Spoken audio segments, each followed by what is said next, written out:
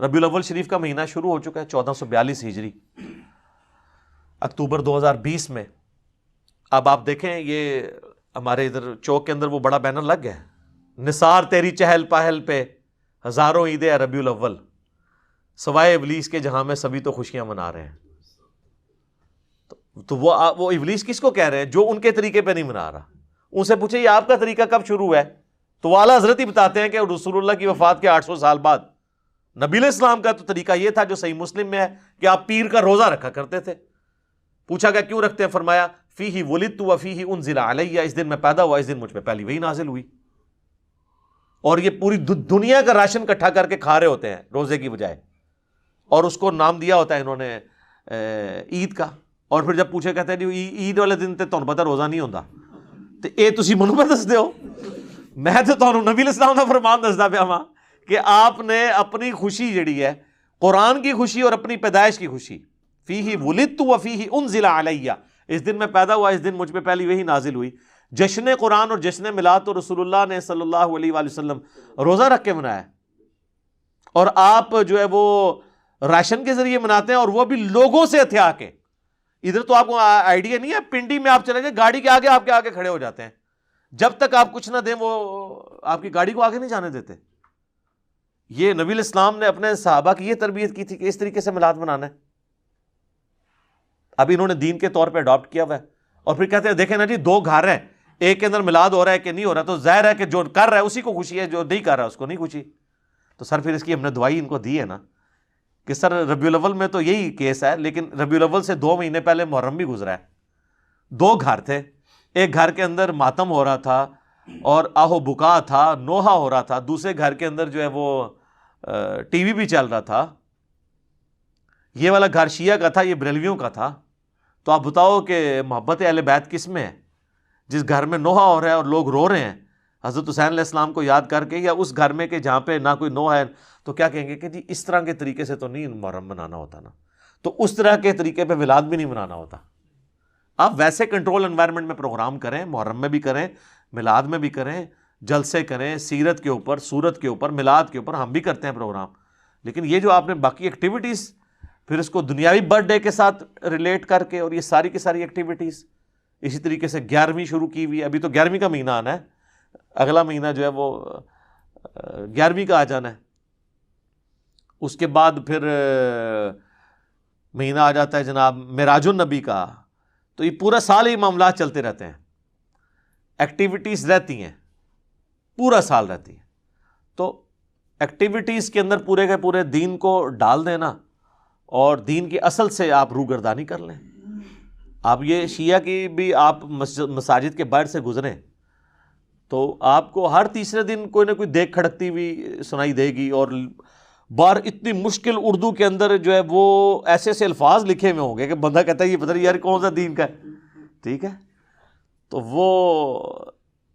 وہ لکھا ہوتا ہے وہ بے شیر کا ماتم ہے جی، نہیں بے شیر وہ یعنی وہ چھوٹا بچہ جو ہے نا، ام بے شیر کا ماتم، یعنی وہ ایسا بچہ جو پیدا ہونے سے پہلے، دودھ پینے سے پہلے مر گیا، اس کی ماں کا ماتم، یعنی سیدہ فاطمہ کی طرف وہ منسوب کرتے ہیں۔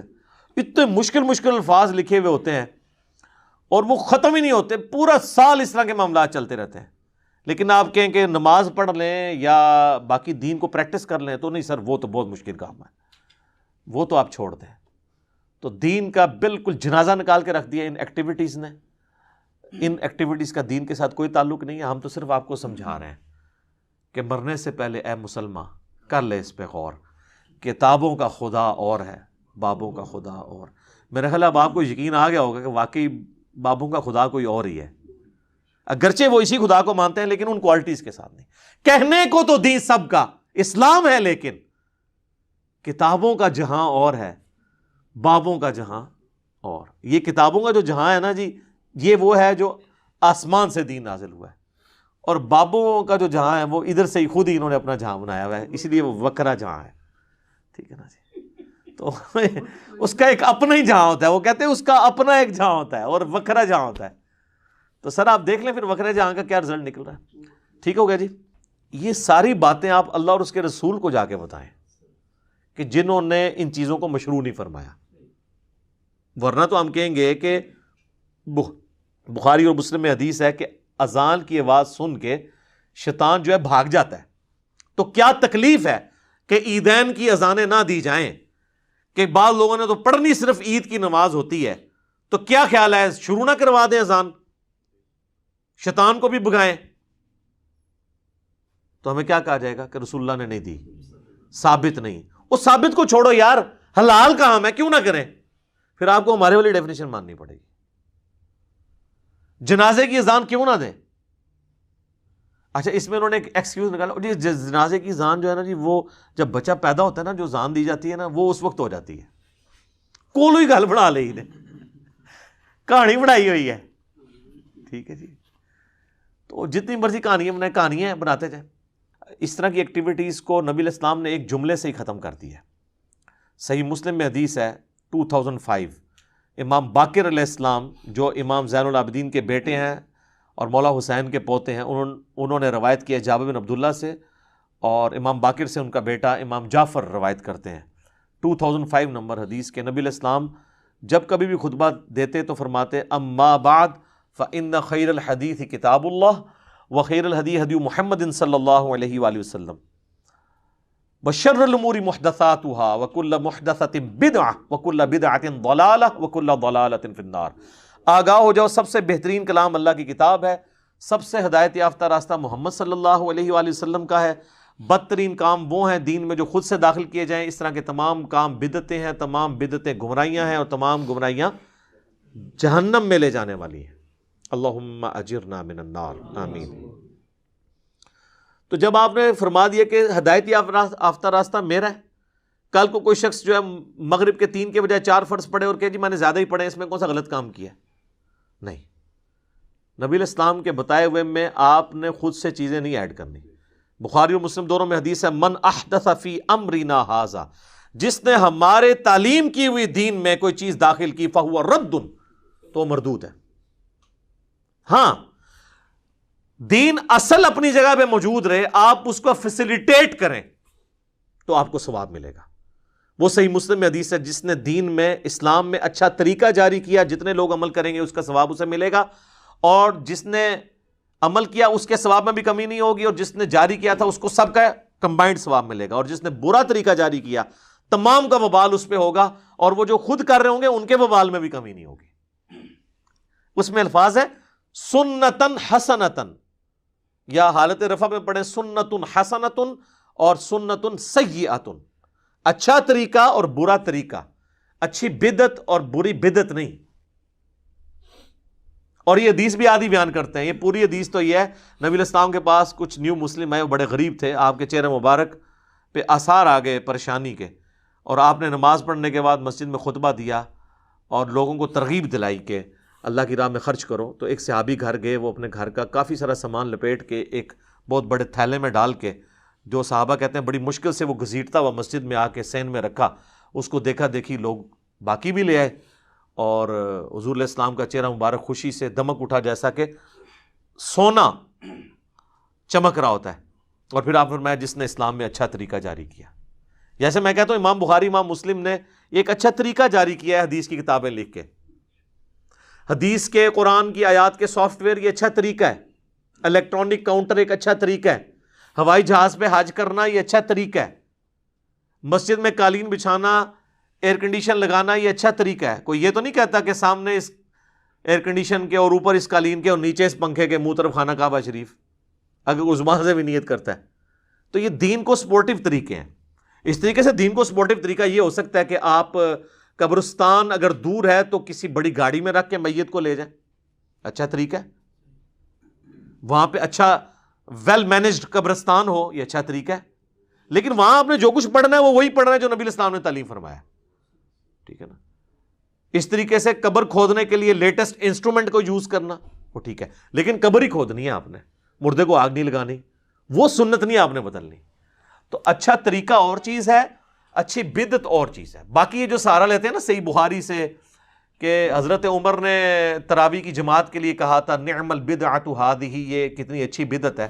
ہم ایک معصومانہ سوال کرتے ہیں کہ حضرت عمر نے جو تراویح کی جماعت شروع کروائی ہے کیا اس کی اصل دین میں موجود نہیں تھی؟ بخاری مسلم میں الفاظ ہے کہ 3 دن آپ نے خود پڑھی، چوتھے دن آپ نے منع فرمایا کہ مجھے خدشہ ہے تم پہ فرض نہ ہو جائے. تو اس کی اصل تو حضور نے خود کی ہوئی تھی، جاری اس لیے نہیں فرمائی کہ فرض نہ ہو جائے. حضرت عمر نے اپنے دور میں یہ چیز سوچی کہ بھائی حضور کو پسند تھی، لیکن وجہ یہ تھی کہ کہیں امت پہ فرض نہ ہو جائے، اب تو وہی نازل نہیں ہونی. تو انہوں نے اس کو ابلیگیٹری نہیں کیا، بلکہ وہ مسجد میں آئے تو دیکھا لوگ ٹولیوں میں جماعت کرا رہے ہیں، تو ایک امام کے پیچھے ان کو جمع کیا اور کہا نعم البدعۃ ھذہ. یہاں پہ بدعت وہ لغت کے معنوں میں ہے، اصطلاحی بدعت نہیں ہے.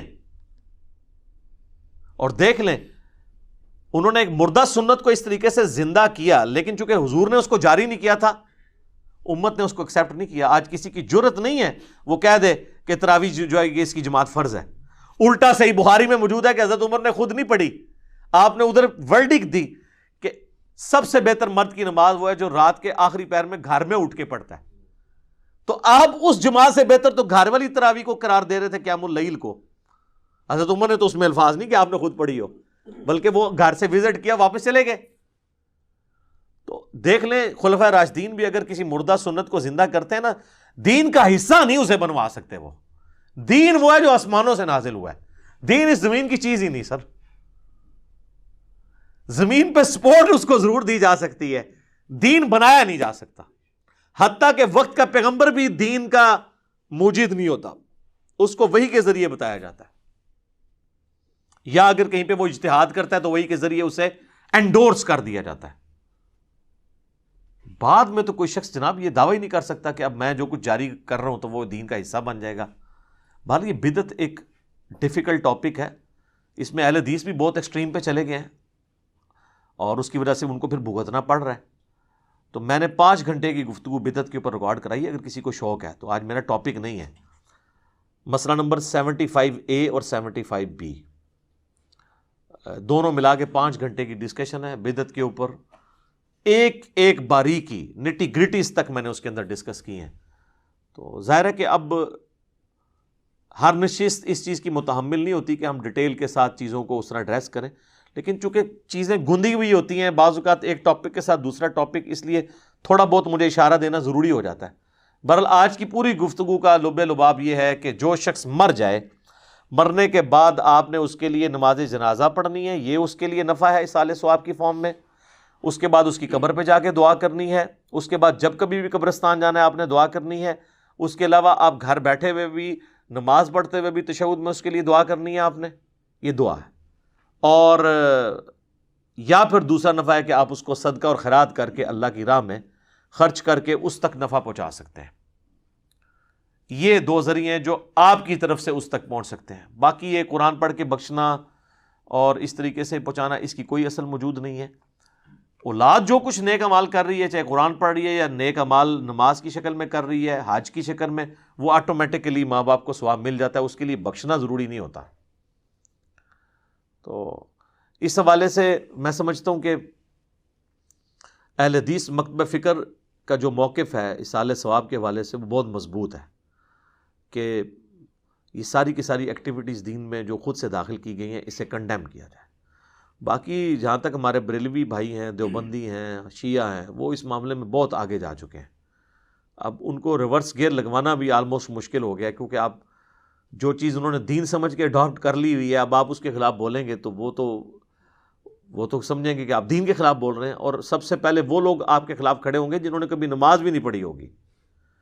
وہ اس طرح کی ایکٹیویٹیز کو اس طریقے سے مضبوطی سے دین سمجھ کے اڈاپٹ کیے ہوئے ہوں گے، لڑنے مرنے کے لیے تیار ہو جائیں گے.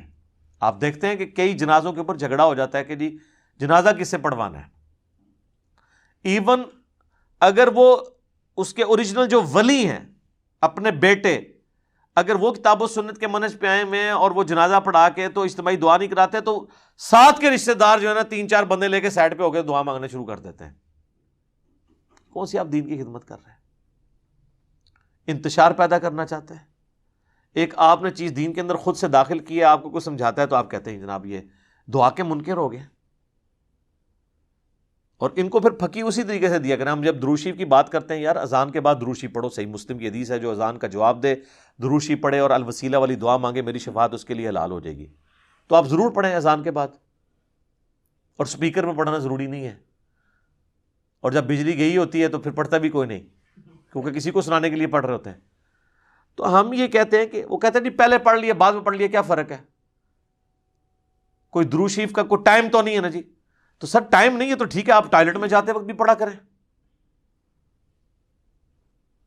دعائیں چھوڑ دیں آپ، پھر جو چیز جس وقت بتائی گئی ہے اسی وقت آپ نے پڑھنی ہے نا۔ بخاری اور مسلم دونوں میں حدیث ہے، ایک صحابی کو نبی علیہ السلام نے دعا سکھائی وضو کے بعد، اس میں الفاظ تھے بِنَبِيِّكَ الَّذِي أَرْسَلْتَ، میں ایمان لایا اس پر جو تیرے نبی کے ساتھ نازل ہوا۔ اس نے جب دعا رپیٹ کی نا تو پڑھ دیا بِرَسُولِكَ الَّذِي أَرْسَلْتَ، میں ایمان لایا اس پر جو تیرے رسول کے ساتھ نازل ہوا۔ بہتر الفاظ ہیں، نبی تو تمام انبیاء ہیں، رسول تو صرف 315 ہیں 1,24,000 میں سے کم و بیش۔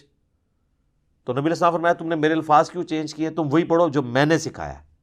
اس نے نہیں آگے سے آرگومنٹ کیا کہ یا رسول اللہ یہ تو بہتر الفاظ ہیں، ان کو پتا تھا کہ نبی علیہ السلام کے الفاظ نہیں چینج کرنا ہے۔ جامعہ ترمذی میں حدیث ہے، ایک شخص کو چھینک آئی، اس نے کہا الحمدللہ والسلام علی رسول اللہ، تو عبداللہ بن عمر نے کہا میں بھی قائل ہوں الحمدللہ والسلام علی رسول اللہ کہنے کا، لیکن اس موقع پہ نہیں، ویسے تم پڑھو رسول اللہ پر سلام، چھینک پر نبی علیہ السلام نے ہمیں صرف سکھایا الحمدللہ یا الحمدللہ علی کل حال، یہ ساتھ درود شریف نہ جوڑو۔ آج کے دور میں عبداللہ بن عمر ہوتے تو یہ 295 لگواتے اور کہتے کہ جی آپ نے تو درود کے منکر ہیں، آپ کے دل میں بغض ہے درود کا، بغض ہے درود کا، کیونکہ ان کو جب تک آپ انہی کی مثالیں نہیں دیں گے نا ان کو باتیں سمجھ نہیں آئیں گی کہ جو اصول اور مبادی انہوں نے خود کھڑے کیے ہوئے نا وہی ان کے خلاف جاتے ہیں۔ اللہ تعالیٰ سے دعا ہے جو حق بات میں نے کہی اللہ تعالیٰ ہمارے دلوں میں راسخ فرمائے، اگر جذبات میں میرے منہ سے غلط بات نکل گئی اللہ تعالیٰ ہمارے دلوں سے محو کر دے اور ہمیں معاف بھی فرما دے، ہمیں کتاب و سنت کی تعلیمات پر عمل کر کے دوسرے بھائیوں تک پہنچانے کی توفیق عطا فرمائے۔ سبحانک اللہم وبحمدک اشہد ان لا الہ الا انت استغفرک واتوب الیک وما علینا الا البلاغ المبین۔ جزاکم اللہ خیرا۔ آمین ثم آمین۔ آمین میں نے اس لیے کیا کیونکہ آخر میں انجینئر صاحب نے دعا کی۔ بہرحال میں اتنا کہنا چاہوں گا کہ حق ہوتا ہے اور حق کے تلاش میں ایک انسان کو ہمیشہ رہنا چاہیے اور حق کے دائرے میں ہمیشہ کھڑا رہنا چاہیے۔ لیکن اگر آپ یہ سوچ رہے ہو کہ میں انجینئر کے ساتھ ایک طرف میں کھڑا ہو چکا ہوں تو آپ بالکل غلط ہو، کیونکہ میں انجینئر صاحب کے حق میں کھڑا نہیں ہوں۔ ہمیں ہر ایک کو ریسپیکٹ کرنا چاہیے اور جو کوئی بھی انسان کوئی اچھی بات کہے، حق کی بات کہے، ہمیں اس کا سپورٹ ضرور کرنا چاہیے۔ اختلاف کب نہیں رہا ہے مسلمانوں میں، اختلاف ہمیشہ چلتا آیا ہے، لیکن اختلاف کے دائرے میں رہ کر ایک مسلمان کو دوسرے مسلمان کے اوپر کبھی اس طرح کا اٹیک نہیں کرنا چاہیے کہ وہ اس کو دین ایمان سے خارج کرے۔ بولنے کا مقصد یہ ہے کہ اگر ہم ایک دوسرے کے ساتھ اختلاف بھی رکھتے ہیں لیکن ایک دوسرے کو ایسے جواب دینا ہے اور وہ جواب قرآن و احادیث کے ذریعے سے ہونا چاہیے، اور جہاں پر احادیث کی بات قرآن پاک سے ٹکرائے تو ہمیں وہاں پر قرآن پاک کی بات لینی چاہیے۔ بہرحال عید میلاد النبی کے بارے میں یہ ٹاپک میں نے آپ لوگوں کے ساتھ شیئر کیا تھا، اور آپ لوگوں نے یہ بیان پورا اگر سنا ہوگا تو آپ لوگوں کو ضرور کہیں نہ کہیں پتہ چلا ہوگا کہ حق بات کیا ہے اور غلط بات کیا ہے۔ ویسے تو جب ہمارے نبی کریم صلی اللہ علیہ وسلم اس دنیا میں تشریف لائے تو وہ دن ہم سب لوگوں کے لیے خوشی کا دن ہے، کوئی اس بات کا چیلنج نہیں کر سکتا ہے۔ بہت سارے مسلمان بھائیوں کی خوشی اس میں ہوتی ہے کہ ہم اپنے آقا انعامدار حضرت محمد مصطفیٰ صلی اللہ علیہ وسلم کی اس دنیا میں آنے کی خوشی اس طرح منائے کہ ہم گلی گلی بازار سڑکوں پر چلے جائیں تاکہ ہم اپنی خوشی کا اظہار کر پائیں گے۔ لیکن بہت سارے مسلمانوں کے نزدیک یہ سب بالکل بھی جائز نہیں ہے۔ وہ یہ سمجھتے ہیں کہ اس دن ایک مسلمان کو چاہیے کہ وہ مسجد میں رہے یا پھر گھر میں رہے یا پھر گھر سے باہر رہے یا پھر کسی بھی کام میں رہے، لیکن اس حال میں رہے کہ وہ اپنے پیارے پیغمبر حضرت محمد مصطفیٰ صلی اللہ علیہ وسلم کے اوپر درود شریف بھیجتے رہے اور اللہ کے ذکر و اذکار میں رہے اور اللہ کا شکر کرے کہ اللہ نے ہمیں حضرت محمد مصطفیٰ صلی اللہ علیہ وسلم جیسا پیغمبر عطا فرمایا اور ہمیں ان کے امتیوں میں شامل کیا۔ اس سے بڑی خوشی کی بات کیا ہوگی جب ہم اپنے پیارے آقا حضرت محمد مصطفیٰ صلی اللہ علیہ وسلم کے اوپر درود و سلام بھیجتے رہیں گے اور اللہ کے ذکر و اذکار میں رہیں گے، اور ہمارا دل بھی خوش رہے گا، اور اللہ اور اس کے رسول صلی اللہ علیہ وسلم بھی اپنے امتیوں سے راضی ہوگا۔ آپ کی کیا رائے ہے؟ آپ اپنی رائے کا اظہار ضرور کومنٹ باکس میں کر لینا۔ باقی رہی میری بات، میں ہوں رئیس اور آپ دیکھ رہے تھے میرا یوٹیوب چینل اسلام ATB کشمیر آفیشیل۔ چینل کو سبسکرائب کر کے ضرور جانا، بیل کے آئیکن کو بھی پریس کرنا تاکہ آپ کو مزید ایسے انٹرسٹڈ بیسڈ ویڈیوز ملتے رہیں گے۔ السلام علیکم ورحمۃ اللہ وبرکاتہ۔